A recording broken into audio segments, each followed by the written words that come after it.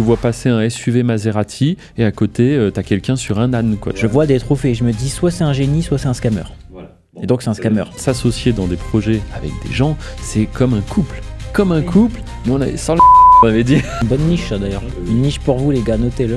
Oh non, tout va bien, ma femme est partie se balader. Avec qui, je ne sais pas, mais ça va bien. Ça leur fait moins d'argent, du coup ils vont pas mettre en avant cette vidéo là. Il y en a beaucoup qui disent ça. Sauf que... Procédure judiciaire, là c'est parti loin, courrier d'avocat, mise en demeure. Ça a duré peut-être 1 an et demi le cirque. Et en fait le premier truc c'est... Comment je délègue un maximum, je veux rien faire. Tout l'argent du podcast part chez Rihanna. Bon, la dernière fois, tu m'as quand même dit on se fait un petit Fortnite quand tu l'auras installé. Tout seul, on va plus vite, à deux, on va plus loin. Tu vois. Bah, ça dépend avec qui en vérité. Totalement inconnu que tu vas aller chercher sur des Fiverr, Upwork ou des plateformes ou Discord pour déléguer. Moi, quand je lance cet accompagnement, je suis pas en mode oula, vite, faut que ça rentre de l'argent, vite. Est-ce qu'on leur donne un? Parce que moi, j'en connais un d'outils pas mal. Rien qu'un truc tout bête, mais 2 gars qui sont super potes. Tu rajoutes une fille dans l'équation. Attends.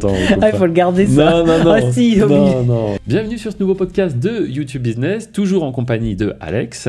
Et en compagnie d'Hervé, bienvenue à tout le monde. Voilà, bon bah parfait, on va commencer direct. T'es là depuis maintenant combien? 2 mois à peu près en Andorre? Ouais, ça fait 2 mois à peu près, ouais. Et alors, ton ressenti au bout de 2 mois? Ben, franchement, nickel. C'est ce qu'on avait déjà parlé dans un podcast où moi je venais d'arriver. Bah, tout se passe bien, je rencontre des gens, j'ai fait mes premières randonnées. Ici, c'est la nature, etc. Ah oui, t'as pas perdu de temps. Bah, c'est bien parce qu'on pourrait imaginer que justement tu vas être figé devant un ordinateur. Et non, déjà, t'explores un peu la map. Ouais, c'est ça, il y a le travail, mais on explore la map. Comme tu dis, j'ai trouvé un nouveau lieu d'ailleurs avec toi hier. Les trucs en camp, là où j'habite, la petite paroisse, c'est en paroisse, on l'avait déjà expliqué aussi. Ouais, c'est un peu comme des villages. Ouais, ils appellent sympa. ça des paroisses. C'est-à-dire qu'on a des paroisses et on a le centre Andorre-la-Vieille, au milieu de la map, comme tu dis. C'est ça. Et non, franchement, c'est nickel. Les gens sont sympas. La vie est pas trop chère. Un petit peu plus qu'en France parce que c'est un petit peu haut de gamme, on va dire. Mais franchement, ça va. Et les gens sont sympas. On fait des rencontres. Franchement, tout se passe bien pour Andorre pour l'instant. Bon, écoute, on vous tiendra au courant de l'avancée de Alex en Andorre, mais bon, j'ai pas de doute, à mon avis, tout va bien se passer. Si moi, j'y suis depuis 10 ans et j'y reste, c'est qu'il doit y avoir quand même certaines choses assez sympas. Ok, bon bah top. Est-ce que tu voulais commencer par quelque chose en particulier? Bah, t'es un peu bronzé. Je crois que t'as fait un petit voyage il y a pas longtemps. Je sais pas si ça va se voir à la caméra. C'est vrai. Ouais, j'ai eu l'opportunité, on va dire, des amis qui m'ont proposé de les accompagner, tout simplement, au Maroc, tu vois. Donc, faut en parler, c'est tellement rare que tu ailles voyager. Bah en vrai, on peut en parler un petit peu, c'est intéressant. Ouais. J'ai découvert tout un monde, tu vois. D'ailleurs, je pense qu'ils regarderont le podcast, donc je vais faire attention à ce que je dis. C'était vraiment nul à chier. Non, franchement, bah top. Et je pense, moi des voyages, j'en ai pas fait énorme, hein, pour tout dire. Tu sais, les gens imaginent souvent quand tu as les moyens, tu fais beaucoup de voyages, tout ça. Bah, je pense déjà de base, c'est pas quelque chose qui m'attire énormément, les voyages. Moi, je suis quelqu'un peut-être d'un peu casanier, je m'en rends compte, tu vois. Mais en effet, ma femme veut un peu voyager. Et puis, je me dis aussi, bon, bah, autant le faire. C'est elle qui te traîne, en fait. Ouais, c'est vrai. Bah, là, prend les billets. C'est dans un mois, je pars en Grèce. Je lui ai dit, tu t'occupes de tout. Moi, limite, là. Alors, je n'aime pas les surprises, tu le sais. On en a déjà parlé. Mais là-dessus, ça me dérange pas. Parce que, en fait, au-delà de la surprise de où on va, l'hôtel, machin, bah en fait, c'est surtout que ça va me faire, gagner du temps, entre guillemets, que ce soit elle qui s'occupe d'organiser ça. Et moi, du coup, je suis concentré sur le business, les autres trucs, tu vois. Mais donc, pour revenir au Maroc, bah, moi, j'ai fait très peu de voyages. J'avais fait l'Égypte en 2019, juste avant le Covid. D'ailleurs, c'était une année pareille où on s'était dit qu'on allait voyager, on devait faire États-Unis, on devait même aller à Dubaï. Et dis-toi que tout ça, hop, poubelle, parce que Covid, tu vois. Okay, donc, confinement à la place. Et quoi que... Toi, t'étais content, hein, on travaille. Ah, voilà, c'est ça, j'étais rassuré. Oh, un bon confinement, c'est ce qu'il me fallait. Non, mais en plus, c'était en Andorre, donc on pourra en parler aussi une autre fois. Mais le confinement en Andorre était assez cool au final. Surtout, il y avait eu quoi? Il y avait eu 2 confinements, je crois, c'est ça, même en France. Le premier, hyper tranquille. Le deuxième, ils avaient quand même mis quelques règles, parce que l'Andorre étant petit et n'ayant qu'un hôpital ici, bah, si à un moment donné ça déraille sévère, ça devient compliqué en fait. Et donc, c'était surchargé ou pas du coup l'hôpital? Ah non, il y avait très peu de cas. On avait le test gratuit. Alors je te parle du deuxième. Tu sais, on est obligé de se faire tester, mais gratuitement. Dans le nez là? Non, dans la bouche nous. Donc c'était easy. On se faisait comme ça là. Des vrais PCR comme ça dans le nez. Je crois que j'en ai fait qu'un seul. C'était vraiment affreux. Là, c'était tranquille, c'est au fond de la bouche et tout. Et du coup après tu pouvais aller au resto. Tu vois, donc c'était la seule obligation quoi limite. Et après je crois ils avaient fixé à un moment donné pour sortir et tout. Mais bon bref, c'était assez tranquille. Et donc très peu de voyages. Néanmoins, là, on me propose, en fait, des amis qui me disent tiens, on va au Maroc, dans la famille, tout ça, est-ce que ça te dit de venir? Et je dis oui, pourquoi pas. Charlène s'est chauffée aussi, mais vraiment, on était à un repas, je me souviens, et l'idée est sortie un peu comme ça, juste après. Et puis, bon, on a accepté, et en vrai, top, parce que je pense que c'est des endroits, si tu y vas seul, c'est pas du tout la même chose que si tu y vas accompagné, avec des personnes en plus qui sont un peu. T'es perdu si tu y vas seul dans des pays comme ça, dans les déserts, dans les machins. Ou alors, tu vas faire que les gros trucs touristiques. Alors que là, ce qui est bien, c'est qu'on a vu vraiment le Maroc, on va dire, un peu haut de gamme, tu vois. Mais quand je te dis un peu haut de gamme, c'est le voiturier, le machin, le truc. Donc quand même vraiment stylé. Et de l'autre côté, les gens qui habitent des cabanes en terre où il n'y a pas de fenêtre, quoi. Tu vois, on a vraiment vu les deux extrêmes. Et ce qui m'a vraiment surpris, c'est comment est-ce que tout ce petit monde arrive à coexister sans qu'il y ait des agressions, des trucs de fou. Et là, ça va peut-être choquer certaines personnes. Mais moi, étant donné que je fais pas beaucoup de voyages, on m'explique que je vais partir là-bas. Je vois que c'est quand même le spectre est très très large au niveau de la population, quartier populaire, tout ça, tu vois. Et donc j'avais quand même un peu peur pour mes affaires. Dis-toi à tel point que, bon là ça va peut-être choquer un peu les gens, mais je t'avais expliqué l'histoire du MacBook. C'est-à-dire moi j'ai un MacBook Pro où il y a toute ma vie dedans, tout mon business, tout ça. Je fais des sauvegardes, des backups, vous inquiétez pas. Mais là je pars à l'autre bout du monde et un peu embêtant d'emmener le MacBook. Donc j'ai acheté. À l'autre bout du monde, ça. Ouais, en vérité. Il y a juste la Méditerranée. Et j'imaginais ça beaucoup plus loin. L'impression que j'étais en Australie. Ouais, mais c'est de se dire, pour moi... un tout nouveau pays où tu connais rien, quoi. Ouais, c'est ça. C'est un peu comme si tu changeais de jeu, et là, les règles, c'est quoi les règles, tu vois? D'ailleurs, tu te rends compte que... Il n'y a pas de règles. Ouais, franchement, code de la route, impressionnant. Ah là, c'est impressionnant. Là, il n'y a pas de règles pour le coup. Il y a des règles, mais personne ne les respecte, quoi. Bref, et du coup, j'achète un petit MacBook Air, qui est moins puissant, etc., que le MacBook Pro, mais là, je me dis, au moins, lui, si j'ai un pépin... il n'y aura pas de souci, je perds, je sais pas, il vaut 1000 et quelques euros, mais il n'y a rien dedans en fait, c'est une coquille vide, après tout est dans l'autre. Bref, là-bas je me sens grave en sécurité, beaucoup plus que dans certaines grandes villes de France. Tu peux laisser poser le téléphone en fait, tu comprends qu'à aucun moment il y a un mec qui va passer et te l'arracher, quoi, tu vois. Même dans les quartiers un peu plus pauvres, tu laisses ton téléphone, t'as pas peur. Franchement, on était au resto et c'est marrant parce que des fois tu as une rue passante, donc tout est beau, tout est neuf, etc. Vraiment, hein, c'est vraiment neuf, là-bas tu manges au resto pour 8 euros, tu vois, entrée, plat, dessert, thé, c'est beaucoup de thé là-bas. Tagine, c'est ça? Ouais, tagine à gogo. Alors là, si vous n'avez pas mangé de tagine, moi j'en avais pas mangé beaucoup, bah là j'ai fait le plein je pense pour 5 ans là. Mais sympa, très sympa. Et donc derrière cette fameuse rue populaire où tout est neuf, enfin justement populaire en termes de passage, mais je veux dire derrière, bah, t'as vraiment des gens qui sont là autour d'un feu, des maisons qui sont pas finies, etc. Donc pour te dire, je sais pas comment dire, mais la pauvreté côtoie presque un peu le luxe. Donc ils ont l'habitude d'être à côté des gens qui ont de l'argent et du coup ça, ils vont pas venir voler, etc. C'est ça, tu vois passer un SUV Maserati et à côté t'as quelqu'un sur un âne, quoi, tu vois. Mais normal, il n'y a pas de jalousie, il n'y a pas de regard méchant. Et puis même des mendiants, bah, en vérité, pas tant que ça. Les gens vont chercher à te vendre un truc. Genre, t'as un mec qui va te vendre des chewing-gums sur l'autoroute. D'ailleurs, ça m'avait fait rire. On en avait acheté d'ailleurs. Et sinon, t'as quelqu'un qui va te vendre un paquet de mouchoirs. Un truc comme ça. Il est là sur l'autoroute avec ses chewing-gums. Ouais, au péage quand même. Hein. Mais sinon, tu croises des mecs sur l'autoroute. Vraiment. Ça, c'est... À pied ou... Non, avec une charrette. Mais le mec, il essayait... Attends, ça, c'était au moment où on quittait Rabat. Tu vois, là, il y avait une espèce de muret au milieu de l'autoroute, là. Et du coup, le gars essayait de passer avec sa charrette par-dessus, tranquille, quoi. Genre, en plus, c'était super tôt, il faisait nuit encore, il était, je sais pas, à 5h30 du matin, 6h. Pendant que les voitures arrivent à 120. Ouais, c'est ça. Voilà, c'est un peu dangereux, espérance de vie, je sais pas combien sur l'autoroute. Mais bon, voilà, très dépaysant, très content d'avoir fait ce voyage. Et puis, si vous regardez le podcast, merci encore, c'était vraiment chouette. Et donc, tout ça pour dire, ça a été possible parce que... Je sais que tu voulais en parler un petit peu dans le podcast. On voulait parler un peu de tout ce qui est délégation, tout ce qui est travailler avec des équipes, justement pour se dégager du temps. Et c'est exactement ce que tu as pu faire au Maroc. C'est-à-dire que t'étais pas en mode autant de travail qu'en Andorre quand t'étais là-bas, parce que sinon ça aurait été impossible. Alors moi j'aime bien superviser, donc quand je pars en déplacement, mais ça c'est une obligation que je me donne à moi, j'arrive pas à déconnecter. J'arrive pas à déconnecter 100%, je sais qu'il y en a, ils le font. Moi en effet, il va toujours y avoir... Je suis un peu en mode veille, tu vois, quand je suis en déplacement, des fois je remonte à Paris, des trucs comme ça. Jusqu'à 3h du mat ou la veille? Ouais, alors ça dépend. Là l'autre fois en effet on était à Lyon, on pourra mettre une petite image, un petit b-roll, pour une fameuse convention, qui s'est super bien passée, j'étais speaker devant 150 personnes. Franchement très très bonne expérience. D'ailleurs, merci aussi aux Wizards s'ils passent par là, à refaire. Et donc là, on était à la bourre. Là, en effet, on s'est couché tard. On a fini la présentation dans le taxi. Et là, c'était pas trop des vacances. Mais sinon, là, pour le Maroc, je m'étais organisé. Et en fait, du coup, Bah ouais, un peu de boulot, mais c'est plus, je vais surveiller que tout se passe bien. Et après, pour la partie YouTube, parce qu'en effet, je travaille sur YouTube et j'ai aussi un accompagnement, c'est plus ça maintenant qui me demande un petit peu de temps, vu que je fais du support, j'essaye d'être réactif, tout ça auprès des membres qui me font confiance. Mais après, pour la partie YouTube, je suis quasiment pas occupé, c'est délégué, c'est automatisé. Et c'est ça qui est bien justement quand tu arrives à trouver les bonnes personnes. Parce que ça peut mettre du temps, moi ça aura mis des années. Parce que c'est pas délégué par IA.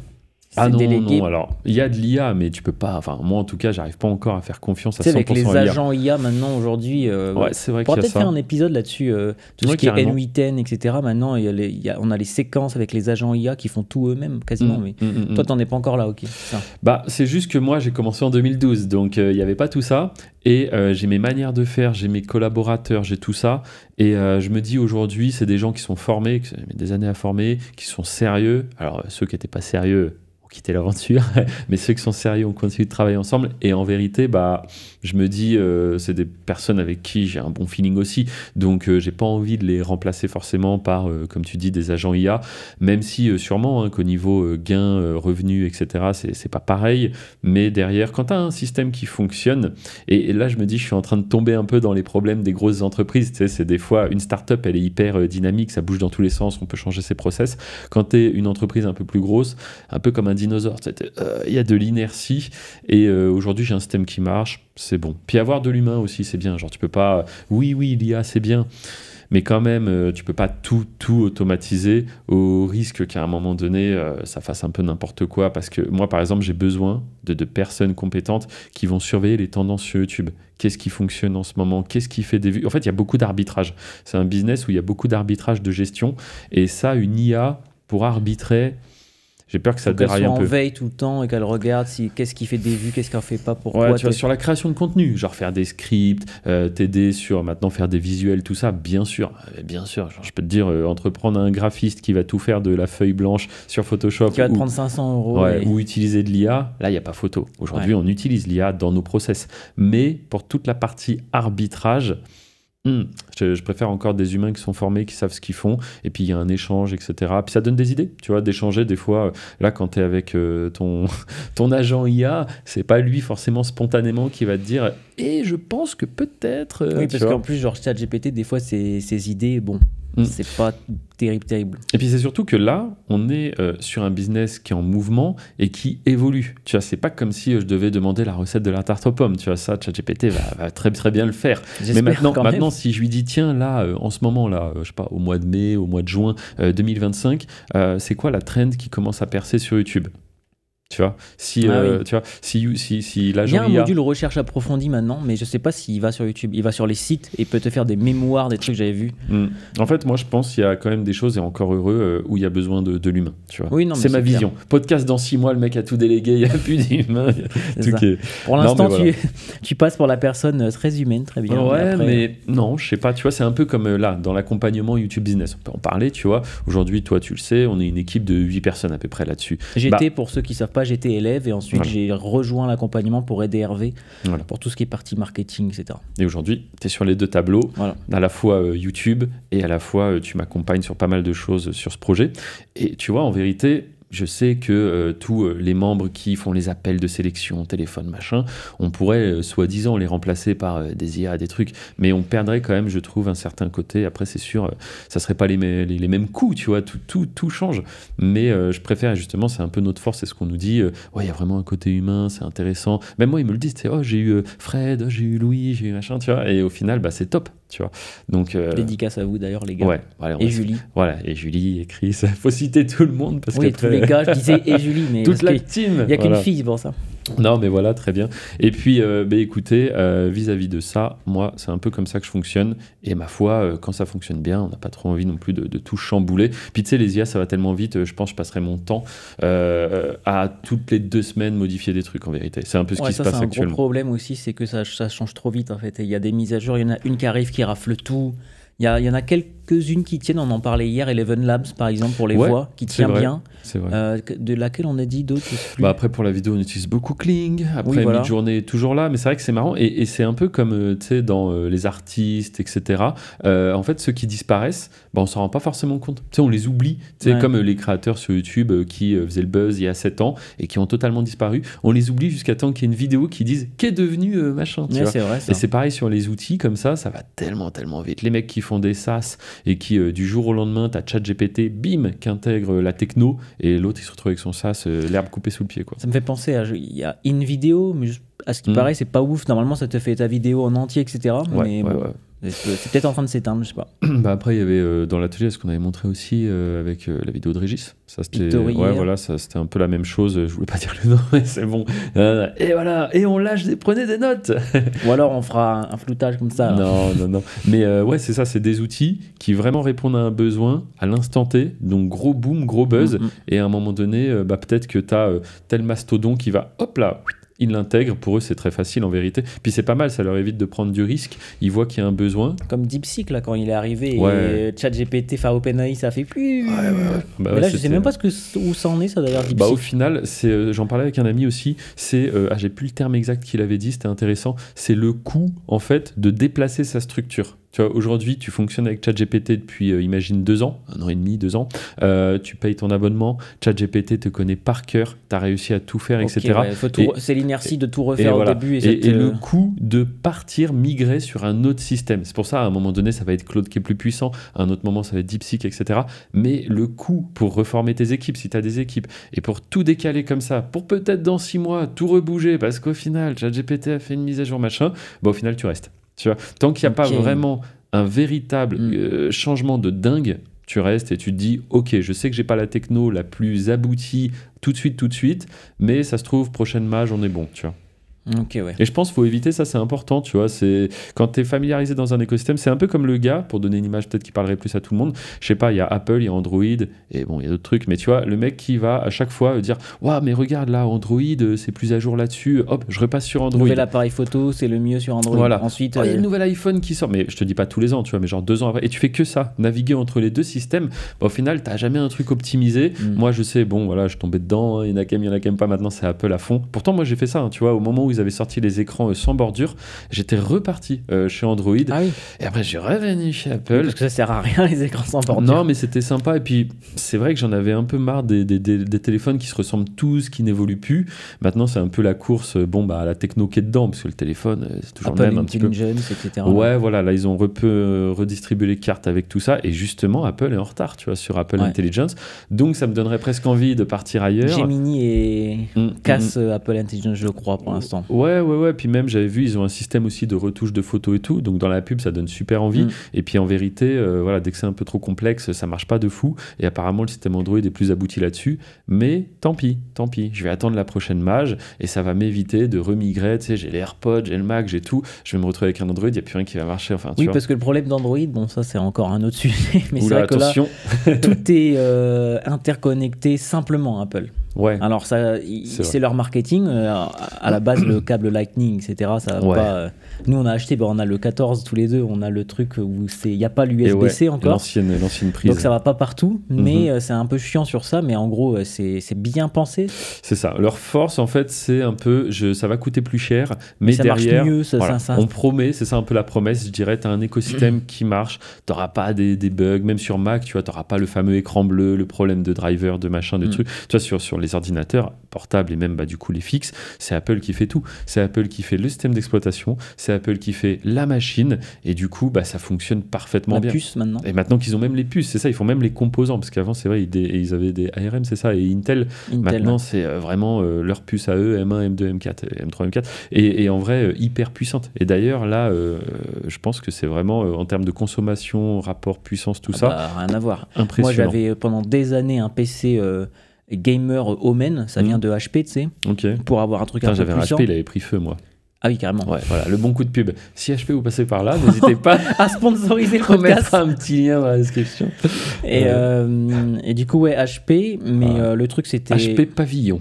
Ça m'a marqué, tu vois. Oui, ça c'était une gamme, moi c'était Omen, et c'était le truc justement pour le gamer. Tu vois, D'accord. avec gros ventilo, 16 Go de RAM que tu pouvais mettre 32 parce que tu pouvais l'ouvrir derrière et mettre une petite lame en plus. Donc là, tu es en mode j'ai 32 Go de RAM. Je t'ai déjà montré que j'ai une petite trappe.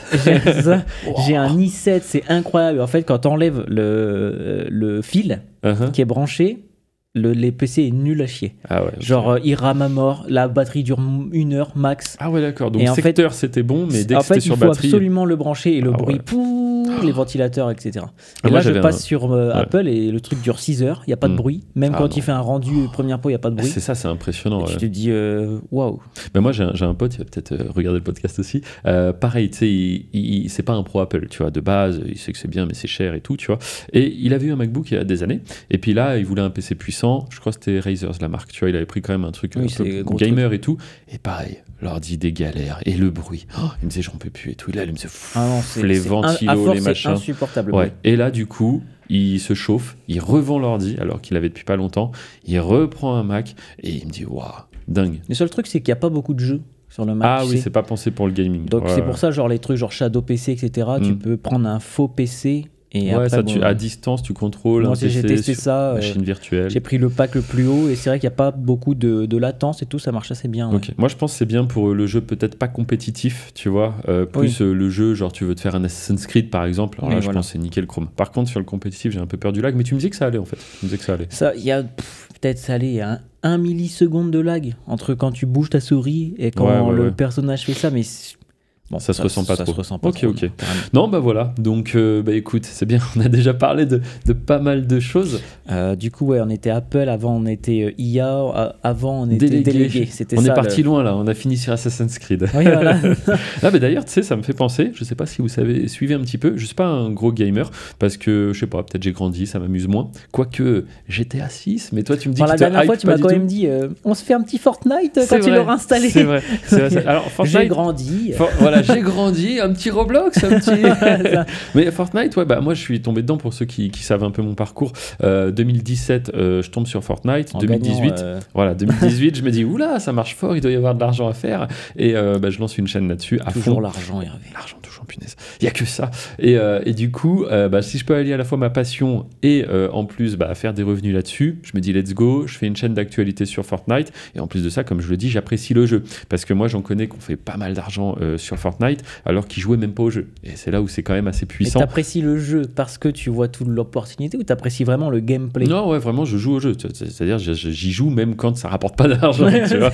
C'est ça la question. C'est ça qui fait la différence. Et en gros, du coup, ça match super bien parce qu'ils avaient réussi, le Battle Royale, c'était quelque chose de pas trop connu à l'époque. Pour ceux qui ne voient pas ce que c'est un mode de jeu où t'es 1 contre 100. Donc il y a vraiment ce côté un peu... c'est pas 1 contre 100, c'est chacun et pour soi. Voilà, c'est ça. 1 contre 100, c'est un peu dur. Ouais, c'est un peu dur. Non, on est chacun pour sa peau et on est 100 dans une espèce d'énorme carte en plus de ça. Et ça change beaucoup des modes de jeu où avant, c'est quoi? On était 5 contre 5 dans une mini-carte et let's go, quoi. Et les parties, elles duraient 4-5 minutes des fois. Là, tu es sur des games qui peuvent durer 25 minutes, quoi. Et quand il arrive, moi je me souviens les premiers top 1, donc top 1 c'est quand tu es le dernier à survivre et tout, j'en avais les mains moites, hein. Tu vois, vraiment j'étais là alors que je suis pas du genre. Le cœur qui bat, les mains moites. Ouais, vraiment à la fin du punaise, il n'y a plus qu'un mec, et top 1 et tout. Parce que tu as fait 25 minutes où tu t'es fait chier à bien tout faire. Exactement. Parce que la zone réduit ça. C'est comme Warzone, moi j'ai joué à Warzone. C'est la même chose. La zone réduit, parce que sinon les gens passeraient énormément de temps à se trouver. Donc en fait, la zone réduit, on est obligé de se retrouver dans un endroit de plus en plus confiné, donc on finit par trouver les adversaires. Et là, en plus, moi je jouais avec les constructions, c'est-à-dire qu'en plus du FPS, là, tu pouvais construire, etc., tout autour de toi des choses. Et je trouvais que la construction, c'était un des facteurs qui avait fait que le jeu avait vraiment buzzé, parce qu'ils avaient amené cette nouvelle dynamique où c'est pas juste savoir bien tirer sur les mecs, c'est aussi savoir bien construire. Parce que c'est pas FPS, tu dis FPS, mais c'est troisième personne, mais ça reste un... Oui, c'est marrant, parce que FPS, c'est quoi? C'est first person shooter. Voilà, mais pour moi, c'est un jeu de tir à la troisième personne, quoi. Mais ouais, je dis quand même FPS. Mais du coup, dis-toi maintenant, je suis un peu plus en mode chill, et aussi j'ai pas mal de personnes qui ont rejoint le jeu qui avant jouaient pas, et maintenant ils ont même enlevé les constructions. Donc c'est marrant parce que c'est des trucs, enfin ils ont pas enlevé, t'as le mode avec et sans, hein. C'est-à-dire là mes potes avec qui je joue de temps en temps, tu peux plus faire les grandes tours en bois. Non, c'est fini. Enfin, t'as le mode avec, bien sûr, mais aujourd'hui vu qu'on joue en mode tranquille, c'est quand même plus tranquille, le mode où il n'y a pas les construits, et c'est là où ils ont aspiré beaucoup de joueurs qui osaient pas franchir le pas et qui étaient du coup sur du Warzone ou autre, ils sont venus puisque t'es quand même sur un truc beaucoup plus sympa, genre tu vois, tu joues à plusieurs en coop, même si tu meurs, et ben en fait on récupère ta carte, tu peux revenir, etc. On peut te réanimer, tout ça. Il n'y a pas de goulag, non? Parce que sur Warzone, non, le goulag, c'est... Ouais, il te laisse une deuxième chance quand t'es éliminé, c'est ça. Non, là, il y a ta carte, et si un collègue récupère ta carte, tu peux revenir. Ou maintenant, ils ont même rajouté là récemment, tu peux payer, alors payer avec la monnaie de la partie, hein, c'est des trucs que tu ramasses, payer pour faire revenir le gars si t'as pas sa carte. Ça, c'est comme Warzone, ouais. Okay. Ouais, voilà. Donc, franchement, c'est des petites parties sympas. Premier podcast jeux vidéo.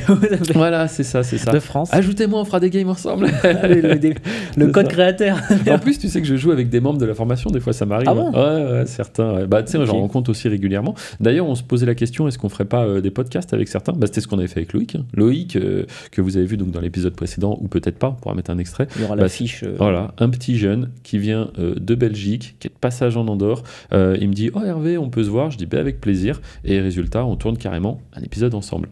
Ouais, carrément, ça, il faut qu'on en fasse plus. On l'a dit, ça serait vraiment trop bien que chaque membre puisse parler de son expérience sur YouTube, etc. Parce que là, il y a quand même, je crois, c'est 500 à peu près, membres dans la formation YouTube Business. Ouais, ça fait pas mal. En 1 an et demi, mine de rien, on a accompagné des personnes. Et t'en as vu une bonne dizaine en Andorre qui sont venus. C'est ce que je disais hier, du coup, aux membres. Romain, hier, c'était Romain, je cherchais le prénom. Ce que je disais à Romain, en effet, lui, ça doit être la 9 ou 10e personne que je rencontre liée à la formation. Parce qu'après, je rencontre pas mal de personnes aussi qui me suivent sur les réseaux et qui me disent, je suis de passage en Andorre, on peut se voir. Et c'est vrai que j'ai quand même tendance à dire oui presque à chaque fois parce que je sais qu'on est proche. Si la personne est en Andorre, on est forcément à 15-20 minutes, tu vois. Il y a toujours quelque chose à apprendre ou à découvrir. Ouais, clairement. C'est intéressant parce que je me dis pourquoi cette personne, elle en est là à être de passage en Andorre. Qu'est-ce qui se passe, tu vois? Qu'est-ce qu'elle fait dans la vie? Et à chaque fois, j'apprends des choses. Tu vois, typiquement, hier, Romain, bel échange. On a parlé de pas mal de choses. Il m'a parlé d'un SaaS qu'il essaye de lancer en parallèle de ce qu'il fait sur YouTube aussi. Donc, non, franchement, que du positif. Le réseau s'agrandit. Et c'est d'ailleurs grâce à ce réseau que parfois... que parfois t'arrives à déléguer justement parce que c'est un peu tu utilises justement on peut repartir sur ce sujet-là mais c'est pas des gens ou très peu je pense totalement inconnus que tu vas aller chercher sur des Fiverr, Upwork ou des plateformes ou Discord pour alors déléguer. Ça c'est ce que tu fais au début quand t'as pas le choix. Moi je le fais pour mes chaînes par exemple mais toi t'as plutôt fait un truc qui est alors moi ça s'est fait, je sais pas, c'est bizarre, c'est presque un peu naturellement. C'est comme aujourd'hui, t'es assis là parce que je lance ma formation fin 2023, donc on peut le dire même, c'est octobre, c'est fin septembre, début octobre 2023, je lance un accompagnement, comment vivre de YouTube sans se montrer, chose que je fais depuis 12 ans, tu vois. Et à ce moment-là, je suis en recherche d'acquisition de trafic, parce que forcément, je fais une formation, j'ai quand même envie, du coup, de la tester, de voir les retours, etc. Et au début, si tu fais une formation et que tu n'en parles à personne, ça peut intéresser grand monde. Donc, je commence à lancer une chaîne YouTube, et aussi, sur TikTok, je fais des petites vidéos. Et toi, tu es là aujourd'hui en podcast avec nous, tu t'es installé en Andorre. Grâce à un TikTok, parce que tu es tombé sur ce TikTok, tu vois. Grâce à, comme ça, dans ma chambre, et je vois tes trophées, en fait, qu'on pourra mettre à l'écran. On pourra remontrer le fameux TikTok. Si je l'ai, je vois des trophées et je me dis soit c'est un génie, soit c'est un scammer. Voilà. Bon, et donc c'est un scammer. Mais voilà. Mais ça, c'est un autre podcast. Et du coup... Comment le scammer? Non, mais du coup, tu tombes là-dessus et tu as raison. Il y a aussi le truc de tu dis... si vous ne me croyez pas, je comprends, mais contactez-moi sur Insta, je vous explique. Et on s'est appelé, etc. C'est ça. On est au tout début, j'ai beaucoup de temps, j'ai envie d'avoir des retours aussi sur cet accompagnement, donc je suis énormément disponible. Moi, YouTube, c'est automatisé, donc je suis là, prêt à passer du temps, à échanger. Et même encore aujourd'hui, ça, c'est pour moi la valeur principale de cet accompagnement, c'est que c'est moi qui le fais, c'est pour ça qu'on se doit d'être sélectif. Résultat, tu rejoins, tu as des résultats, tu t'es formé sur pas mal de choses, tu sais faire du copywriting, etc., et tu me proposes de toi-même, tiens, je pourrais t'aider, parce que du coup, tu me fais des retours sur cet accompagnement, et tu me dis, ça, tu pourrais l'optimiser, ça, tu pourrais l'optimiser. Je te fais confiance, au début, je sais pas trop, mais tu arrives quand même à me montrer que tu es plus expert que moi sur certaines choses. Donc c'est là aussi où tu apprends beaucoup des gens qui t'entourent. Et résultat, maintenant, tu as carrément, t'es mon bras droit un peu dans ce projet, quoi. Et c'est la même chose. On peut citer, tout à l'heure, on en parlait un peu des personnes qui nous accompagnent. Sur ce projet, il y a Louis. Louis, aujourd'hui, il supervise les personnes qui sont là. Voilà, le pôle vente pour faire les appels de sélection, tout ça. Et Louis, c'est quelqu'un qui avait fait une formation de closing à la base, qui avait laissé ça sur le côté, qui a fait une formation du coup avec moi, YouTube Business, je l'ai accompagné, il lance ses chaînes aussi, il découvre tout ce système et il me dit « Waouh, mais attends, la formation elle est ouf, je sais faire du closing, bah, pourquoi pas essayer, en plus de ça, de la vendre, de prendre les appels, etc. Et résultat, aujourd'hui, il fait ça au début, puis il est bon. Et maintenant, il supervise toute l'équipe. C'est même encore plus, c'est-à-dire que le réseau nous a amené Louis, enfin la formation, et Louis ensuite nous amène les autres personnes du pôle vente. C'est vrai.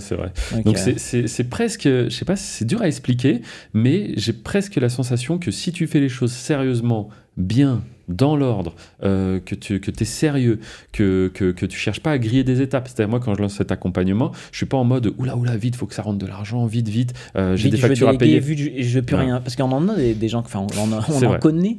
On a travaillé avec des personnes, c'est ça. Ouais, voilà, ils commencent un business et en fait, le premier truc, c'est comment je délègue un maximum, je veux rien faire, comment, et en fait c'est même, c'est pas le bon. C'est dangereux, comment je scale au max, comment, tu sais en fait on voit tellement des build-in publics maintenant, je démarre un business, 4 mois plus tard, je fais, je sais pas, 40 000, 50 000, 100 000 par mois, des trucs énormes, du coup les jeunes, hein, tu vois, ou ceux qui se lancent grandissent devant ça, et il n'y a pas cette phase de construction, tu sais c'est un peu comme on dit, faut apprécier tout le process, et non pas forcément le résultat. Et eux, c'est ça en fait. Eux, ils apprécient pas le process, tu vois. Eux, je veux le résultat. Le résultat, c'est quand je suis avec mon cocktail en bord de plage et que mon business y tourne.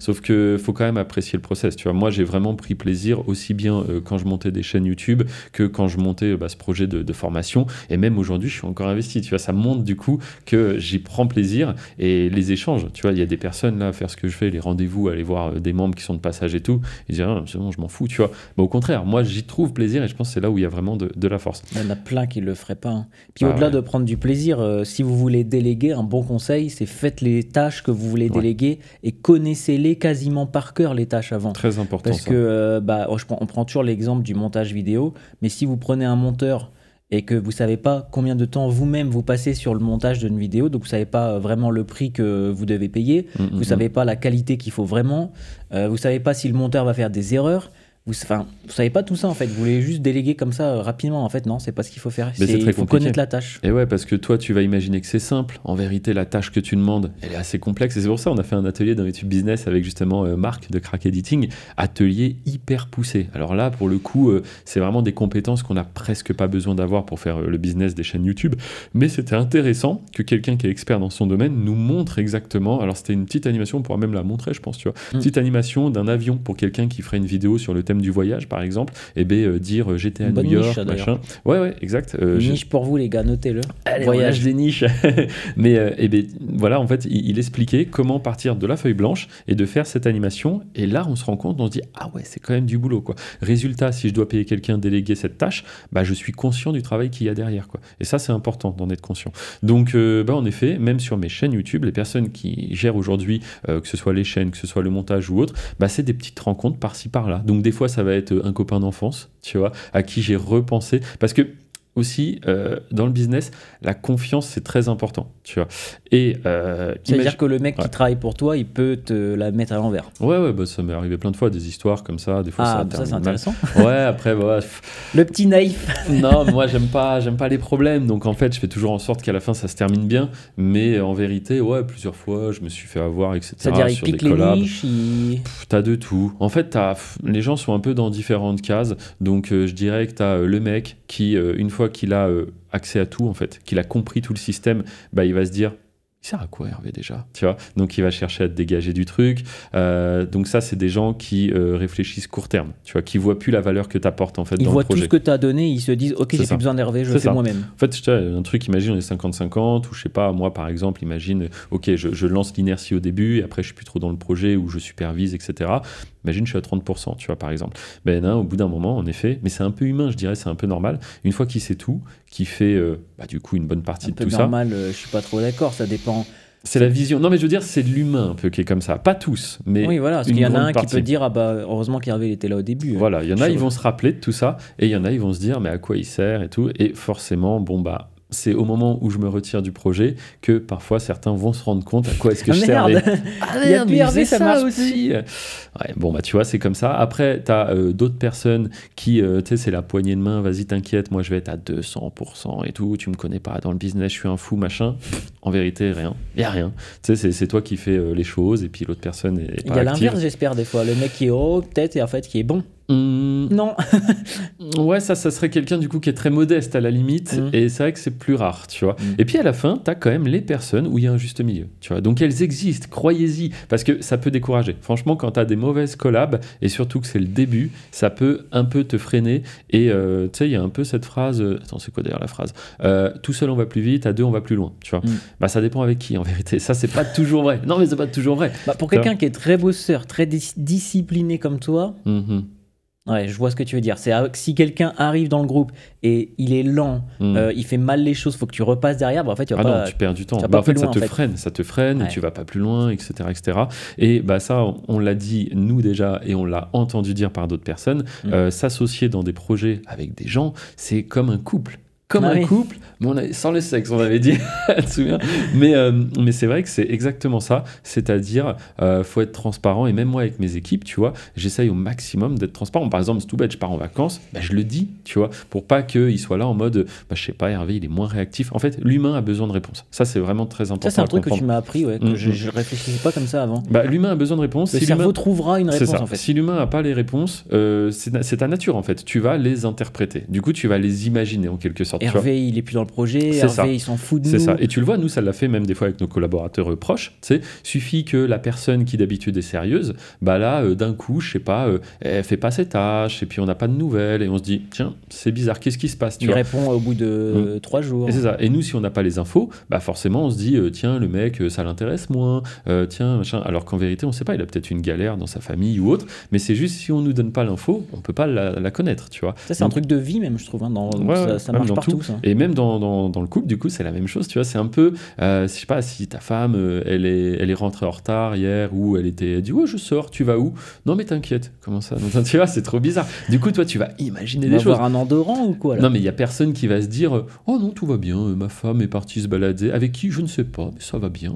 Tu vois, t'as besoin de réponses, etc. Et bien, c'est la même chose, je trouve, dans l'association. Alors, bien sûr, tu vas pas rentrer autant dans les détails, mais au moins dire, moi, par exemple, je dis, tiens, telle période, je serai en déplacement. Donc oui, sur les messages, je mettrai peut-être un petit peu plus de temps, vous inquiétez pas. Et les gens comprennent. Et les gens savent, les collaborateurs savent que c'est pas que je sois moins motivé, moins impliqué. C'est, ah bah non, au contraire, waouh, t'as vu Hervé, alors, il n'est pas à l'autre bout du monde, il est en déplacement, etc. Mais il répond quand même, tu vois. Et justement, plus tu donnes d'infos, plus ça montre que tu cherches à être transparent, et plus, je sais pas, ça donne envie aux autres d'être un peu plus transparent aussi, tu vois.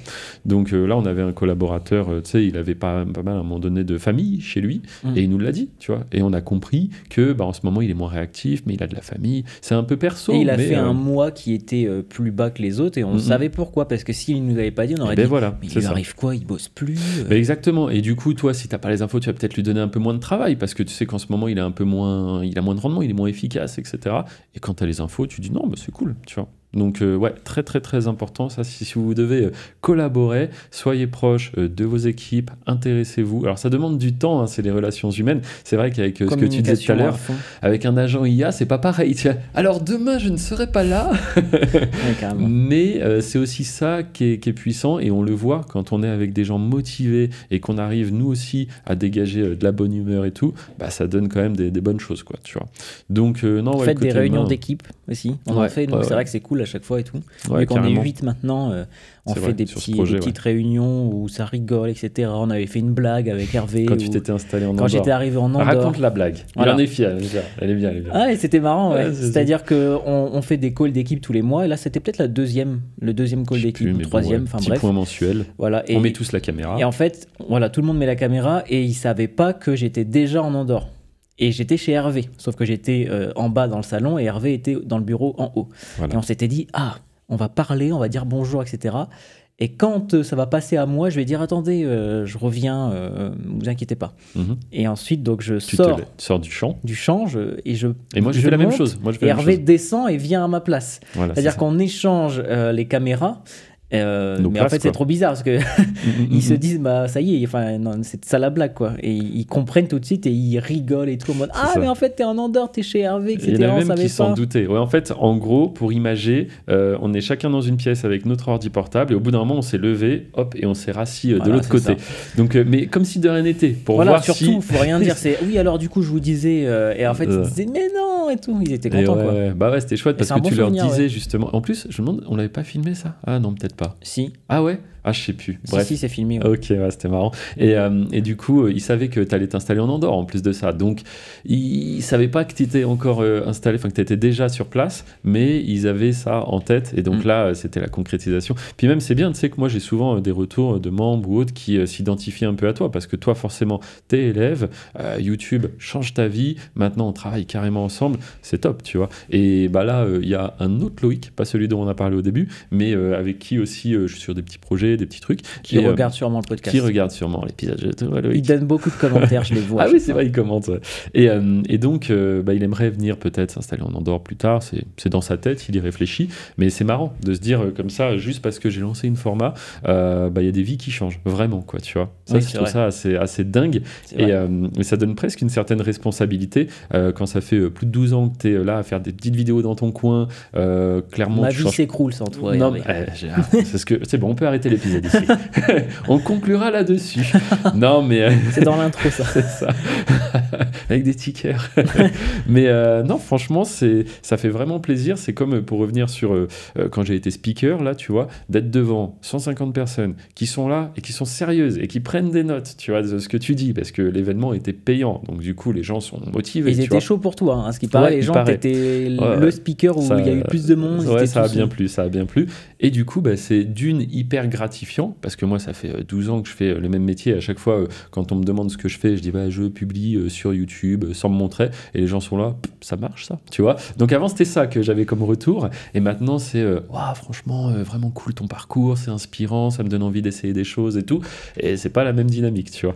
Donc non, franchement, top. Et du coup, moi, je voulais juste te reparler des collaborations que tu as eues. C'est quoi, parce que je pense que ça peut intéresser les gens, puis même ça peut peut-être aider. C'est quoi le pire truc qui t'est arrivé, la pire collab avec justement quelqu'un Alors le pire du pire, et ce que je ne souhaite à personne, c'est procédure judiciaire, là c'est parti loin, courrier d'avocat, mise en demeure, ça a duré peut-être 1 an et demi le cirque, ça a coûté relativement cher, et résultat, suite à ça, forcément, il y a toujours une expérience à prendre.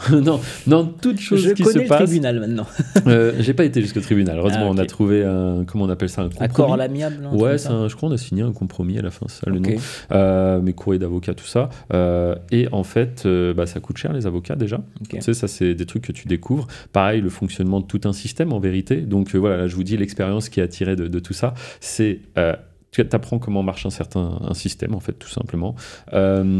C'est désagréable, mais ça fait partie du truc. Honnêtement, on m'avait dit...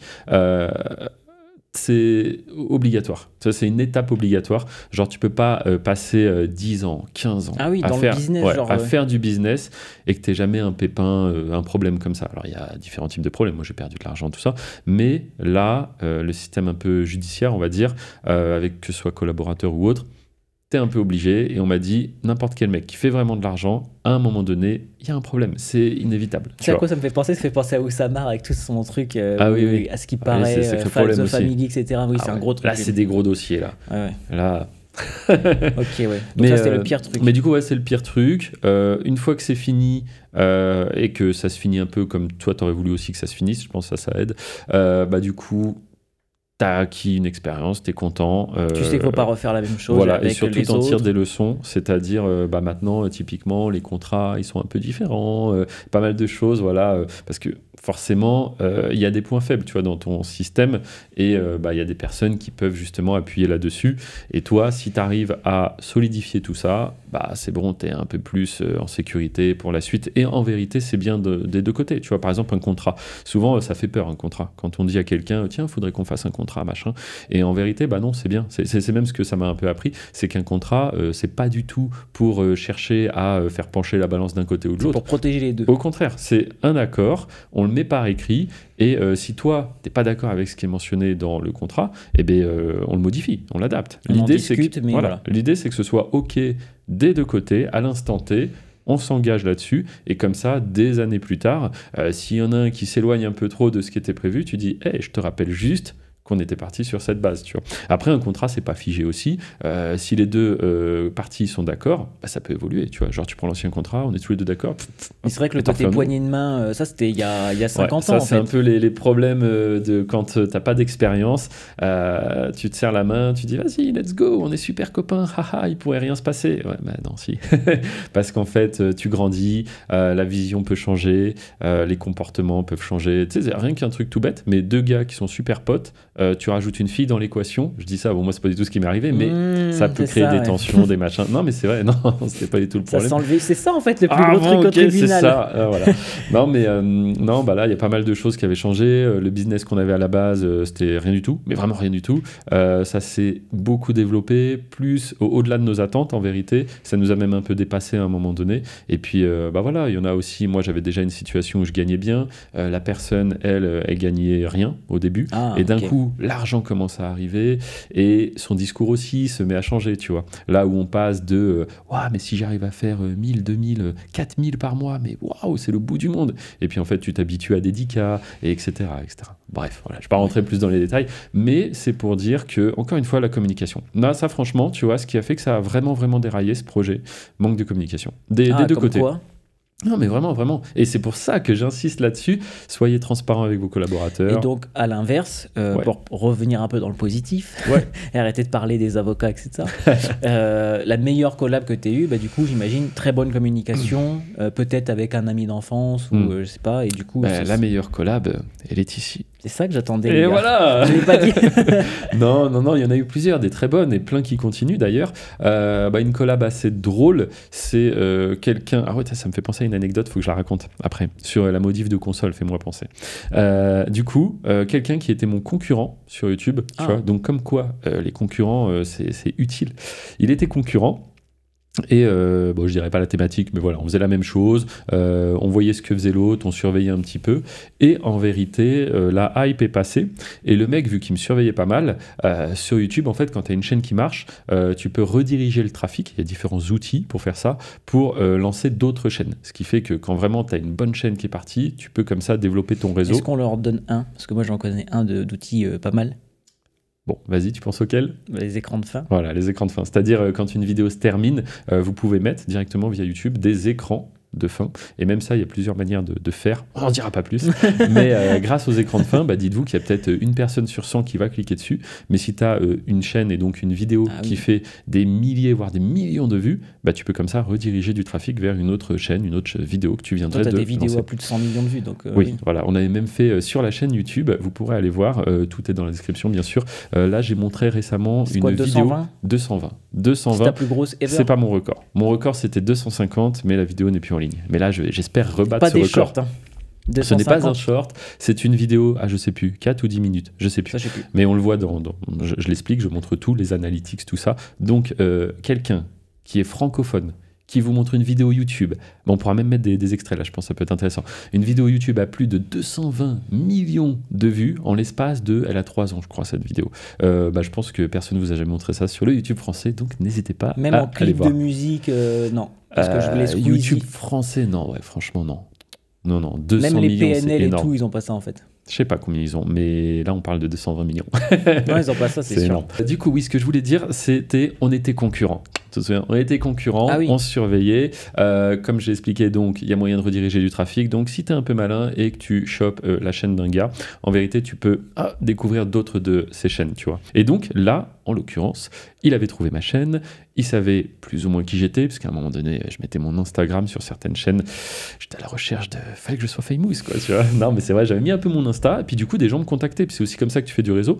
Parce que, je le rappelle, sur YouTube, tu peux très bien avoir une chaîne à 1 million d'abonnés et tu n'as aucune obligation de dire... Voilà, tu n'as aucune obligation de dire qui est derrière cette chaîne. Tu n'es pas obligé de mettre un mail, tu n'es pas obligé de mettre une info de société, une adresse, rien du tout. Personne ne sait qui est derrière cette chaîne. C'est pour ça que quand tout le monde voit tes trophées, il y en a beaucoup qui ont dit « mais c'est Lama Fâché, c'est obligé, etc. » Voilà. Donc ça, je l'ai dit. Même si j'étais la main fâchée, je dirais que je ne suis pas la main fâchée. C'est vrai. Ce n'est pas vrai. C'est vrai que, oui, en fait, c'est vrai, oui, d'un côté. Si c'était toi, tu dirais pas oui, je le suis. Bah non, parce qu'on donne pas les chaînes. Donc c'est vrai. Après, bon, la seule chaîne que je vous partage, c'est RVYT Business. Allez y faire un tour. Et donc, voilà, on est concurrents, il connaît mes chaînes. La hype sur laquelle on s'était, entre guillemets, connu, du coup, elle se calme, elle disparaît.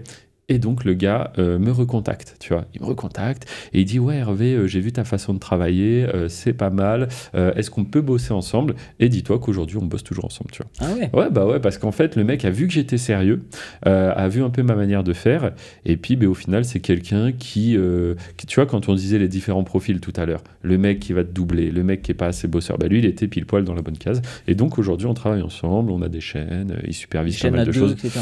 Ouais alors à deux même plus en vérité, mais lui, alors oui, comment est-ce que je travaille? Moi, c'est-à-dire, j'ai des équipes qui font le montage, les miniatures et anciennement des scriptwriters qui sont maintenant juste des mecs qui travaillent avec l'outil, tu vois, avec Claude ou ChatGPT. Mais en gros, il y a une équipe comme ça qui, eux, savent produire du contenu. Alors, il y a différents types de contenu sur YouTube. Tu vas avoir le contenu 100% post-production, donc c'est quelqu'un qui est 100% face à un ordinateur.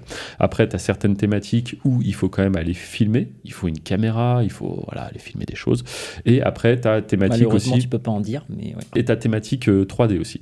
Donc 3D, là, ok, ils sont face à un ordi, mais c'est assez poussé, modélisation, gérer les lumières, animer les personnages, etc. Là, c'est carrément des studios d'animation que tu payes. Voilà, c'est ça, avec qui je travaille, etc. Et donc, au-dessus de ça, tu as d'habitude moi, mais maintenant des managers. Donc des managers, en gros, qui supervisent un peu cette équipe-là et qui demandent le contenu à produire, qui vérifient la qualité des rendus et qui vont gérer les chaînes. Voilà un peu comment est-ce que ça fonctionne. Et du coup, moi, je suis le manager des managers, tu vois. Je suis tout en haut. Okay. Et donc, on me remonte les informations. Donc, soit s'il y a des nouvelles thématiques, Hervé, qu'est-ce que t'en penses, on y va pas. Ou soit quand il y a des problèmes, forcément. Donc, soit droit d'auteur ou autre sur une musique, je sais pas, un truc, un problème, quoi, ça peut arriver. Et derrière, je suis là pour, un peu comme le chef d'orchestre, tu vois. Hop. Et donc on fait en sorte que tout se passe bien, mais des fois il se passe 2 jours où j'ai pas de nouvelles, tu vois, c'est que tout roule quoi. Mais sinon oui, toutes les semaines on se parle régulièrement quoi. Et puis même moi j'ai à cœur de suivre un petit peu tout ça. Et donc c'est pour dire que tu vois encore une fois, c'est pas moi qui ai forcément recherché à travailler avec cette personne ou qui était en recherche d'un gars en plus dans l'équipe, c'est ces personnes qui viennent un peu à moi. Et quand tu es sérieux, quand tu es bon dans ton domaine, c'est comme les networks sur YouTube. Qu'est-ce que c'est les networks? On en a déjà parlé, on peut le rappeler. C'est un peu des agences qui s'interposent entre toi, si j'ai la position de créateur, et YouTube. Tu vois, ils sont entre toi et YouTube. Et c'est un peu comme un agent pour un artiste, comme un agent pour un footballeur, etc., etc. Leur but à eux, c'est de me prendre une commission, mais derrière de m'apporter du support, parce que YouTube c'est quand même une énorme machine, le support il est pas dingue, et eux ils ont les contacts vraiment privilégiés, et ils m'avaient invité par exemple au YouTube Space de Paris, on avait été à celui de Berlin, bref, pas mal de choses auxquelles tu as accès, parce que tu travailles avec un network. Et ça vaut quand tu as plusieurs chaînes, parce que tu te sécurises. Voilà, alors le network, à quoi ça sert? Soit tu es un jeune talent, tu vois, et tu as vraiment un bon potentiel, ils peuvent te faire grossir vitesse grand V. Alors là, c'est pas du tout ce que je fais, là je parle vraiment si tu es influenceur, tu vois, entre guillemets. Donc là, ils peuvent t'amener un bon studio, des collabs avec d'autres créateurs, etc. Et moi, en tant que chaîne sans visage, qu'est-ce qu'ils peuvent m'apporter? Moi, c'est plus le côté support, accès à des outils auxquels j'aurais pas accès. Ils peuvent m'aider à protéger mon contenu aussi sur YouTube pour éviter que d'autres personnes le reprennent. Tu as certaines thématiques, niches qui sont très concurrentielles et où c'est que ça va pas hésiter à te voler ton contenu. Donc, faut savoir que là-dessus, mine de rien, t'es un peu désarmé. Mais de base, YouTube, si la personne te vole, il le voit, non? Ils le voient, mais ils font quoi? Ils font rien, en fait. Ils le voient, ils font rien. Et il y a quelques années, ils ont rajouté en effet dans ton dashboard maintenant, mais c'est pas, des fois ça met du temps à être détecté, mais en effet, ça te ressort les gens qui réutilisent ton contenu. Mais toi, ça, allez, là, on est en 2025, il y a 3 ans, ça n'existait pas, 3-4 ans, ça n'existait pas. Donc là, pour le coup, tu étais vraiment désarmé, et du coup, quand tu trouvais des personnes qui volaient ton contenu, qu'est-ce que tu faisais? Tu remplissais un formulaire et tout. Et ça m'est arrivé de vraiment me poser et dire, allez, je vais chercher avec mes mots-clés, tous les mecs qui prennent mon contenu, j'ouvre les formulaires et les formulaires et les formulaires. Enfin, c'est un truc sans fin en vérité. Et donc, la solution à ça, c'est un network. Ils vont prendre ta vidéo, ils vont la mettre dans le système Content ID. Et là, sitôt qu'un mec réutilise ton contenu, instantanément, bim, détecté droit d'auteur, on fait quoi? Et c'est toi qui choisis la politique. Donc, soit tu peux dire, OK, ça passe, mais c'est moi qui monétise. Soit tu peux dire bloqué dans le monde entier, quoi. Et là, le mec, il peut pas remettre en ligne, quoi. Ok, donc sinon tu laisses la vidéo du gars, il fait 1 million de vues, etc. Mais toi, c'est toi qui as l'argent. Alors ça, si tu veux, c'est la politique. Et je pense que là, pas mal de personnes, ça va peut-être leur parler. Typiquement, quand tu vas utiliser une musique dont tu n'as pas les droits, c'est, allez, on va dire dans 90% du cas, la politique qui est décidée par le représentant des droits d'auteur, donc le network sûrement. Mais si tu utilises un bout, du coup, c'est le bout de la vidéo de la monétisation ou toute la Alors là, ça devient très technique. Et là, non, je me dis, imaginons dans le podcast, on met 20 secondes de Rihanna sur tout le podcast. Est-ce que Rihanna prend tout l'argent du podcast? Alors justement, ouais, c'est mal fichu. Ça peut être amené à changer, mais ça fait déjà, depuis que j'y suis, donc plus de 12 ans, 13 ans que c'est comme ça. En vérité, pour que ce soit détecté, comme je l'ai dit, c'est System Content ID. Ça s'appelle comme ça. C'est un outil de YouTube qui scanne tout ce qui est déposé sur la plateforme et qui voit s'il y a, comment ils appellent ça, une référence, voilà, dans le System Content ID ou pas. S'il y en a une, détecter qu'est-ce qu'on fait, tu vois. Et donc le système Content ID fonctionne sur des extraits qui font au minimum à peu près 25-30 secondes. Donc si tu mets typiquement 5 secondes de Rihanna, ça ne devrait pas être détecté. Par contre, si tu mets 25 secondes, en effet, atteinte aux droits d'auteur, qu'est-ce qu'on fait? Monétisation? Ok, monétisation. Donc tout l'argent du podcast part chez Rihanna. 25 secondes sur 1h30. Ouais, c'est comme ça que ça marche. C'est mal fichu, Rihanna mais c'est comme ça. Rihanna prend tous nos 5 € de podcast. Donc, t'en voudras pas, Rihanna, mais on mettra pas ta musique. Non, mais okay. Ouais, mais voilà comment ça fonctionne. Et dis-toi que rien que ça, tu vois, y a de la valeur parce que beaucoup de personnes savent tout simplement pas comment ça marche, quoi. Moi, c'est ce que je dis avec mon accompagnement. C'est un peu la notice de YouTube, en vérité. Tu vois, c'est déjà la promesse, c'est je t'accompagne jusqu'à temps que tu fasses 100 € par jour. Tu vois, à partir du moment où tu y arrives, pour moi, c'est que j'ai rempli ma mission. Mais sinon, c'est un peu la notice, parce qu'il y a beaucoup de choses qu'on pense savoir aussi, mais qu'on ne sait pas. C'est-à-dire, moi, les réponses que j'apporte, c'est au travers de mon expérience. Tu vois, c'est pas oh, j'ai lu sur un forum. Non, c'est mon expérience. Et donc, mon expérience, des fois, elle va un peu à l'inverse. À 12 de ans, ce que... quand même. T'as testé plein de choses, quoi. J'ai testé énormément de choses. Et c'est là où tu apprends le plus. L'expérience, c'est du test. C'est du testing. Tu fais du A, B testing, A, B, C, tout ce que tu veux, là. Tu testes plein de choses. Toi, là. Ah ouais, on a fait tout l'alphabet, même le grec. Hein. Non, mais tout ça pour dire que tu as testé énormément de choses. Et aujourd'hui, j'entends dire certaines choses. Moi, je peux pas dire la même. Je suis pas d'accord, tu vois. Le dollar jaune. Le dollar jaune. Parlons-en. Je sais que tu vas en parler. Mon fameux exemple. Mais ça, c'est la carte Joker que je ressors à chaque fois.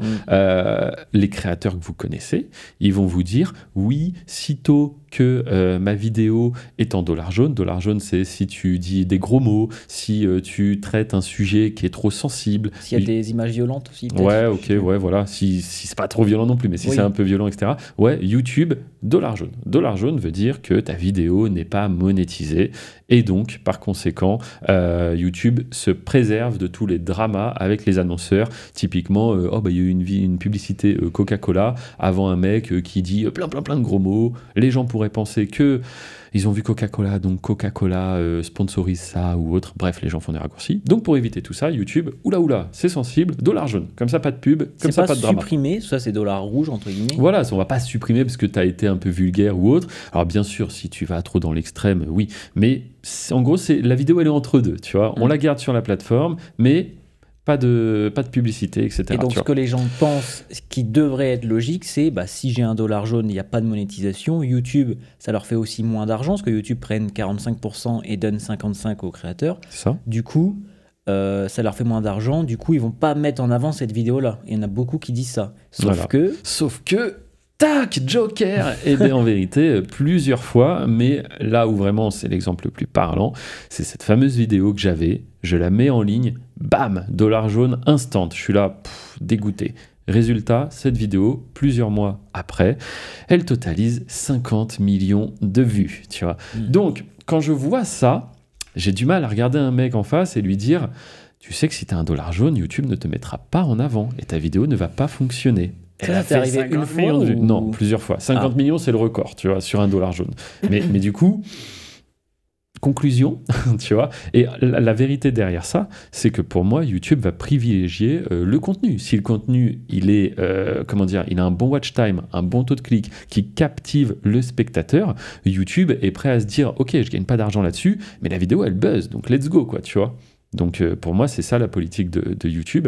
Et là-dessus, en fait, je peux pas dire l'inverse. Oui, si la vidéo est bonne, peut-être que les gens vont s'abonner à cette chaîne, regarder d'autres choses après. Donc la session time, comme ils appellent des fois, c'est le temps de session sur YouTube est quand même plus long au final. Donc même s'il y en a une sur les 5 vidéos qui n'est pas monétisée, c'est pas grave pour eux. C'est ça. Donc, et encore une fois, on en revient à ce qu'on disait juste avant. Quand l'humain n'a pas la réponse, il imagine des choses, il interprète. Mais là, on est en plein dedans. C'est-à-dire, personne n'a la réponse officielle de YouTube, tu vois. Personne ne l'a, du fonctionnement de l'algorithme, etc.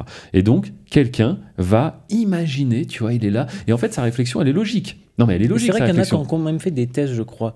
Il ne faut pas que je dise de conneries, mais je crois que Mastu... Genre, il a une même vidéo, elle est en dollar jaune, elle est en dollar vert. Alors ça, non, mais je crois qu'à un moment donné, il disait, je ne sais plus si c'est vraiment lui, mais il disait, j'ai eu une succession de dollars jaunes. Ma chaîne, elle a...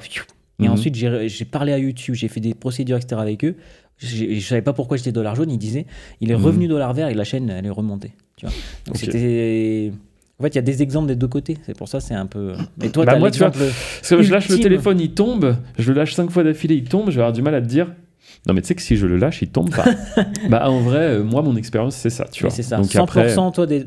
Alors, est-ce que 100% de tes dollars jaunes ont quand même performé? Mais non, parce que j'ai pas 100% de mes vidéos qui font autant de vues non plus, tu vois. Ouais. Donc après, mais moi en tout cas aujourd'hui, non, pas de souci. Même, tu vois, je vais pas rentrer dans les détails, mais il y a des thématiques qui sont un peu olé, tu vois. Et des membres, j'en ai des membres, tu vois, qui font des contenus. Non, je ne donnerai pas ces thématiques, mais ça marche très bien. Tu vois, ça marche très bien, sauf que le mec, il est dégoûté parce qu'il gagne pas d'argent. Je vois de quoi tu parles, voilà. Mais le mec, ça marche très bien. Il est là, oh Hervé, machin. Donc, dollar jaune, il faut savoir, si tu n'as pas de network, tu as le droit à un appel. Tu fais ton appel. Si l'appel est refusé, le dollar jaune restera. Et si l'appel est accepté, on va dire, le dollar jaune peut être retiré. Parce qu'en effet, sur YouTube, il faut le savoir quand même, parfois, tu as aussi des faux positifs. C'est-à-dire, moi, ça m'est arrivé sur une vidéo, mais family friendly, kids friendly, tout ce que tu veux. La vidéo, elle était hyper bienveillante et tout. Bam, moins de 18 ans. Ok, d'accord. Ah, mais quand je te dis hyper bienveillante, on en est presque au niveau où j'apprenais les couleurs avec des chewing-gums, quoi. Tu vois, donc...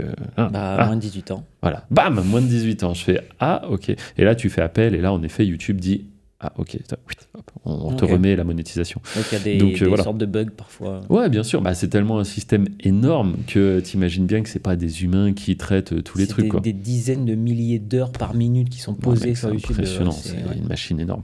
Donc voilà, tout ça pour dire, les fameuses croyances limitantes, ou appelle ça comme tu veux, plus le fait que... Alors, il y a les croyances limitantes, c'est autre chose, mais le fait que les personnes, voilà, en effet, vont imaginer des choses, et parce que ça paraît logique, et parce qu'en effet, c'est du bon sens, c'est forcément la vérité. Voilà. Moi, je n'aime pas imposer une vision aux gens. Tu vois, comme je redisais juste avant, le téléphone... Pour ça, c'est intéressant, il y a les deux, là. Ouais, mais tu vois, même un mec qui me regarderait dans les yeux et tout, qui va me dire « Ouais, mais moi, tu sais, si je lâche le téléphone, il va pas tomber. » Je vais dire...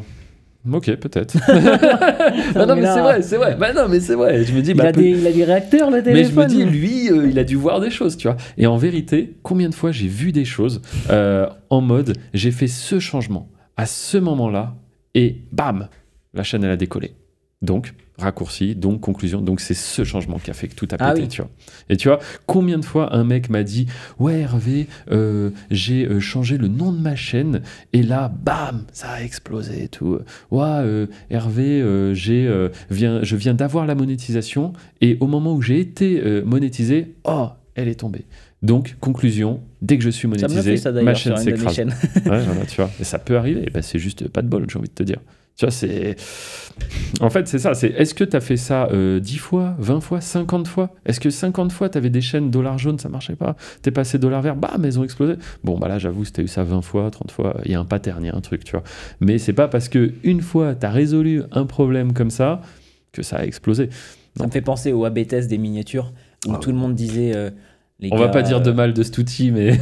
Les gars, oui, parce que c'est vrai qu'on est sur YouTube. Bonjour YouTube. En fait, c'est très bien, j'aime beaucoup. Non, mais le truc, c'est que tout le monde... Enfin, les Américains... Moi, je suis beaucoup d'Américains, surtout le côté YouTube, comment s'améliorer, comment faire plus de vues, etc. Ouais. Et il y en a plein qui disaient, mais l'A/B test, c'est indispensable, en fait. Il faut absolument faire tout le temps A, B, C test, même. Oui, c'est ça, c'est 3, ouais. Et comme ça, parce qu'une miniature, ça peut tout changer. Ce qui est vrai. Et parfois, oui. Mais parfois non, parce qu'on a fait des tests sur la chaîne Hervé YouTube Business et on voyait 33, et d'autres, 33, et d'autres. 33. Voilà. Une autre vidéo, 33, avec 3 miniatures quand même différentes, hein, vraiment. Une miniature totalement une autre couleur, il n'y a pas la tête d'Hervé dessus alors que l'autre il y avait sa tête, etc. Et ben il y avait quoi, 34, 33 et 35. Ouais, c'est ça. Mais pour moi, en fait, là où c'est complètement parti en cacahuète au niveau des miniatures sur YouTube, c'est MrBeast, quoi. Quand MrBeast, quand les équipes de MrBeast ont expliqué le budget, je n'ai même pas envie de dire, je sais pas si tu as des montants. 10 000 euros, dollars. Voilà, je ne veux pas dire de pour bêtises. Faire les miniatures. 10 000 euros pour faire le JPEG, tu vois. Avec 50 itérations. C'est un NFT ou quoi à ce prix-là? Mais du coup, c'est ça. Ils font je ne sais combien de variations. MrBeast, la bouche ouverte, la bouche machin. Oh là là, on s'est aperçu qu'on a 0, machin. Ça avait pété. Il avait dit une fois, les gars, à chaque fois dans toutes mes miniatures, je suis comme ça. Et j'ai fermé ma bouche sur toutes les miniatures, toutes mes vidéos ont fait plus de vues. Et donc, Amixem, il avait dit, ah bah moi je fais pareil que lui. Ouais, c'est ça. Et en fait, je pense, il est parti tellement dans le détail. Alors forcément, lui, c'est le premier youtubeur du monde. Alors, puis voilà, puis lui, il fait 100 millions de vues par vidéo, donc il peut tester le moindre petit truc pour voir si tu vas faire 101 ou 102. Il y a tellement de gens qui regardent. Voilà. Toi, quand tu as une vidéo, si tu veux, qui fait 1000 vues, avoir 3 milliards... même 10 000, hein. Avoir 3 milliards, c'est pas très pertinent parce qu'en vérité, on n'a pas un échantillon assez large. Alors forcément, il y a le dicton, on peut pas prévoir ce que va faire une personne. On peut voir ce que vont faire 10 000 personnes, mais il faut quand même avoir un bon échantillon, tu vois. Là, sur un si petit échantillon, au lieu de faire autant de minia, concentre-toi plutôt sur ta prochaine vidéo, ton prochain truc. D'ailleurs, les 2 vidéos numéro 1 de la chaîne, c'est un update, vrai. Une mise à jour de l'autre, et la minia est totalement différente. Donc comme quoi. Ouais, c'est ça, on s'était vraiment pas pris la tête. En fait, on avait à un moment donné fait une vidéo avec 2 miniatures, et après on a refait une nouvelle version de cette vidéo. Bon, on a pris une des 2 miniatures et voilà, elles ont chacune leur miniature. Et ça a très très bien performé. Et elles sont très différentes. Et c'est ça qui est intéressant, c'est le titre est aussi très puissant. Il n'y a pas que la miniature. On va peut-être pas tout leur dire non plus. Et puis voilà, c'était la formation. Non, il y a mais oui, bien tellement d'autres trucs dans la formation. D'ailleurs, description. Voilà, n'hésitez pas si vous êtes curieux et même si vous avez des questions sur YouTube, une fois de plus, je vous le dis, en France, oula, j'ai carrément le menton. Je vous le dis, on est en France pas nombreux à avoir une telle expérience sans me jeter des roses ou quoi, tu vois. Mais je peux le dire, moi, si tu veux, il y a personne qui est aussi fort sur YouTube en faceless, c'est-à-dire en sans visage, que Hervé en France, en Europe, voire au monde. Mais non, mais c'est vrai. Dans tout l'univers. Il y a 12 ans. Quand vous arrivez dans la formation, il y a déjà entre 15 et 20 heures de formation qui vous ne pourrez pas voir ça ailleurs parce qu'il a accès à des outils que seuls ceux qui font ça depuis des années ont. Et ensuite, il y a un suivi 7 jours sur 7 avec Hervé qui fait ça depuis 12 ans. Et il y a des ateliers en live tous les mois. Enfin, le truc, c'est vraiment... Le prochain atelier dimanche. Voilà, et c'est ultra complet. Et une expérience comme ça, c'est-à-dire que vous aurez n'importe quelle question. Déjà, il répond très rapidement, mais il aura la réponse. Voilà. C'est impossible qu'il ne l'ait pas. D'ailleurs, j'avais fait la blague lors de cette fameuse conférence dont on a parlé déjà 2 fois. Tu sais, à la fin, il y avait la question-session. C'est la session question-réponse, pardon. Et du coup, ça, c'est quand même... Il y a un côté un peu flippant parce que tu ne sais pas ce que les gens vont te dire. Tu sais, tu fais ta présentation, tu parles de différentes choses, etc. En plus, je l'avais bien orienté pour que c'était à la base une conférence sur l'affiliation. Donc moi, j'avais fait en sorte de montrer avec YouTube comment on peut aussi faire de l'affiliation, vendre un produit, tout ça. Tous les conférenciers, c'était côté affiliation. Voilà. Donc c'était intéressant, c'était une manière un peu différente de faire. Et à la fin, session question-réponse, donc tu es là avec ton micro, machin, et puis quelqu'un qui me pose une question, et là je fais, bah là je sais pas. Comme ça, devant 150 personnes. Tu sais, vraiment, tu crées le malaise, quoi. Et là, tout le monde comme ça, et puis 2 secondes après, non, mais je rigole, je vais t'expliquer. Et puis en plus, c'était quelque chose d'assez technique, donc là, tu peux pas l'inventer la réponse si tu l'as pas, quoi. Mais ouais, c'est ça, en fait. Pour dire que le truc le plus technique, tu sauras, quoi, parce que tu as tellement d'années de trucs. Des fois, j'ai presque envie, moi aussi, de découvrir des choses, parce que tout ça, tout ce savoir, je l'ai appris avec mon expérience, mais je l'ai aussi appris à travers d'autres personnes. J'ai travaillé, tu sais, je t'en ai déjà parlé, même aujourd'hui, je continue de collaborer avec des mecs qui font vraiment du lourd aussi au Vietnam. Vietnam, tu vois. Vietnam, c'est énorme ce qu'ils font sur YouTube. Un gros pays de mecs qui font du faceless. Ouais, voilà, de mecs qui font du faceless. Et même quelques spammers, j'ai cru que c'est ce que tu allais dire. Mais eux sont quand même assez chauds, surtout que là-bas, ils peuvent déléguer pour rien du tout. C'est ça qui est assez fou avec YouTube. Eux, ceux qui gagnent. Non, mais c'est dingue. Ah, mais moi, j'avais un pote, du coup, un Vietnamien, avec qui j'ai pas mal collaboré en 2017 sur beaucoup de projets. Moi, vous le savez, avec du coup l'argent que j'ai fait sur YouTube, j'ai investi dans l'immobilier en France, en Andorre, dans pas mal d'autres choses aussi. Lui, il a carrément lancé des chaînes de magasins et tout. Hein. Ah ouais, c'est impressionnant parce que en fait, c'est ça qui est assez fou, c'est que je sois en France ou au Vietnam, si cette vidéo fait $2000, elle fait $2000. Sauf parce que c'est à l'international. Il va pas faire des vidéos en vietnamien parce que le RPM va être pourri là-bas. Il peut toucher le monde entier. Sauf que pour un Européen, $2000, c'est pas comme pour un mec au Vietnam, quoi. Et il vit, mais vraiment, le truc de fou. Tu vis pour $300, ça se trouve là-bas. Et du coup, quand tu gagnes 2000. Bah, c'est sur une vidéo, on parle d'une vidéo, c'est le salaire annuel presque, tu vois. Et donc lui, ouais, c'est juste fou, tout ce qu'il a bâti là-bas. Mais c'est chouette, c'est chouette. Et donc, on est régulièrement en échange, on prend des nouvelles. Faudrait faire un voyage là-bas. Ah, t'imagines, ouais. Mais je t'avais montré un petit peu, ils ont tous des bureaux, des trucs. Non, tu m'avais pas montré. C'est vrai ça. Bah toi, t'avais été avec moi à Lyon, du coup, chez pareil, hein, quelqu'un qu'on connaît qui travaille sur YouTube, qui a des studios, etc., etc. On n'avait pas voulu filmer parce que c'était un peu malaisant. Il est là, il nous explique comment ça marche chez lui. Il y a des trucs confidentiels, quoi. Parce que... Toutes les équipes, après, on aurait pu flouter des trucs, mais c'était pas l'objet. Puis même lui, il sait pas trop où ça va terminer après. Donc, voilà, pas trop envie de l'embêter avec ça. Mais c'était chouette à faire. Il nous présentait les différentes équipes, les différents postes, toute la chaîne de prod, en fait, quoi. Donc c'était chouette. Puis à un moment donné, on a parlé un peu plus automatisation, chaîne sans visage aussi, etc. Et j'ai sorti mon ordi, tu sais, puis là, t'avais les gens autour qui regardaient. C'était intéressant. Waouh. Ouais, non, c'est cool, c'est cool. Quand ils ont vu 3 millions sur une chaîne. Exactement, là, pouf.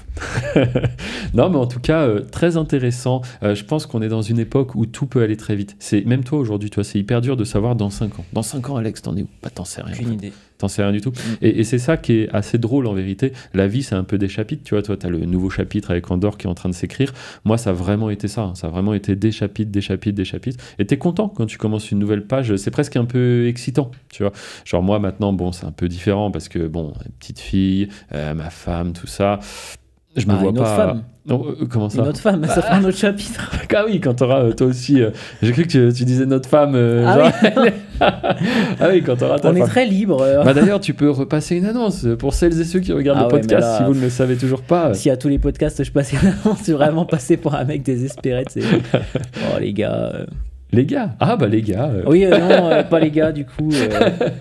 Non mais. Ouais, bientôt. Ouais. Bah tu nous le diras là, on fera une intro là-dessus. Ça y est, Alex, bam, il est en couple. Non, ouais. On l'amènera là. Voilà, on la mettra là, et puis voilà. Ça fera plus de vues, ça fera plus de clics. Ça fera une plante en plus. Non. Tu sais pourquoi je dis ça? C'est pas sorti de nulle part. Je pense pas que ma femme verra le podcast. Mais c'est une plante. Voilà, c'est une plante, je l'arrose et elle pousse. Non, c'était un de ses profs qui lui avait dit ça une fois. Je me souviens, ça l'avait marqué. Donc elle me l'avait dit. Ah ouais. Et même moi, ça m'a ressorti. Au conseil de classe, un truc comme ça, il avait dit bon, je peux dire son prénom de toute façon. Tu l'as déjà dit tout à l'heure. Charlène, ouais, voilà. Charlène est une plante. Voilà. Alors, parce qu'en fait, je crois qu'elle était discrète, elle faisait pas grand chose dans la classe, et donc elle était. Putain, la pauvre. Comme ça. Non, bah voilà, c'était la petite anecdote. Bon, bah écoute, sur ce, c'était quand même assez intéressant. On a pu voir pas mal de choses. Bah, au final, le principal sujet, ça a été le fait de déléguer, de s'entourer d'une équipe. Très important. Communication, c'est comme dans un couple, je le redis, mais c'est vraiment ça. Et bienveillant, avoir des choses claires dès le début. Ouais, que ce soit bien clair. Ça peut évoluer si les deux parties se rendent compte que ce qu'on avait dit il y a 2 ans, au final, c'est plus trop d'actualité, et que chacun y trouve son compte. Et ouais, je sais pas comment dire, être un peu ouvert, quoi. Pas d'ego. En fait, faut pas avoir vraiment d'ego, de dire ah non, moi j'avais dit ça, c'est comme ça et tout. Tu vois, faut se dire ok, attends, lui il pense quoi? Ouais, essayer de se mettre à la place de l'autre. Ça c'est important aussi un petit peu. Ce que tu me disais aussi. Ouais, parce que quand t'as pas tous les paramètres. Puis il y a des situations, c'est difficile de se mettre à la place, tu vois. Genre, je sais pas, moi, quelqu'un qui a un gros problème dans sa famille, quelqu'un, je sais pas, tu vois, il y a tellement de situations différentes. Qui a eu une enfance très différente de la tienne, et du coup, il agit comme ça par rapport à ça, mais toi, t'as pas eu ça. Il y a des choses que tu peux pas comprendre, en fait. Tant que tu les as pas vécues, tu peux pas. On pourra en parler de ça, c'est intéressant dans un prochain épisode. Carrément. Bah voilà, si vous avez des idées de prochains épisodes, des questions par rapport à ce qu'on a pu dire, que ce soit sur l'Andorre, sur YouTube, sur les business ou quoi que ce soit, déjà, n'hésitez pas à regarder la description, vous trouverez peut-être des réponses dedans. Et puis sinon, l'espace commentaire est là pour ça. N'hésitez pas à vous abonner, à mettre un like. T'as quelque chose à rajouter, Alex? Activer la cloche. Ah, la fameuse cloche des notifications. Et non, c'est tout pour moi. Très bon épisode. Ouais. Vous nous le direz si c'était bien. Voilà. Et puis, à la prochaine. Allez, à la prochaine. Salut. Salut.